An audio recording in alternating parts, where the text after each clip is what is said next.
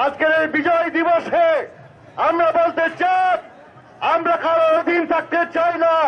পাকিস্তান থেকে আলাদা হয়েছি ওই মোদির কাছে সারেন্ডার করার জন্য নয়।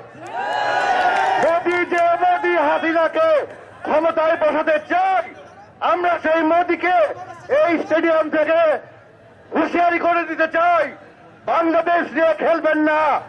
বাংলাদেশ কলা গাছ না, বাংলাদেশের প্রতিটা নেতা কর্মী একটা তেঁতুল গাছ। বেশি ঘষাঘষি করবেন, গায়ের চামড়া উঠে যাবে।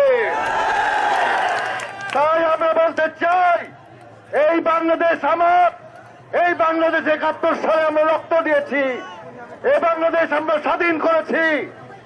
আর এই ৫ই আগস্ট নতুন করে ভারতের আধিপত্যবাদ থেকে, ভারতের লুটেরা সরকারের হাত থেকে এই বাংলাদেশকে যারা গ্রাস করতে চাচ্ছিল, তার পুতুল শেখ হাসিনা বাজিদের মাধ্যমে তার কাছ থেকে এই বাংলাদেশ ৫ই আগস্টে নতুন করে স্বাধীন হয়েছে।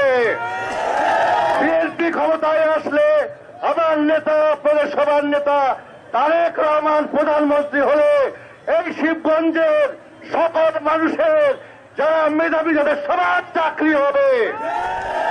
এই শিবগঞ্জের চেহারা আমি সম্পূর্ণ পাল্টে দিয়ে নতুন শিবগঞ্জ, নতুন মডেলের শিবগঞ্জ, নতুন শিবগঞ্জ তৈরি করবো বন্ধুরা আমার।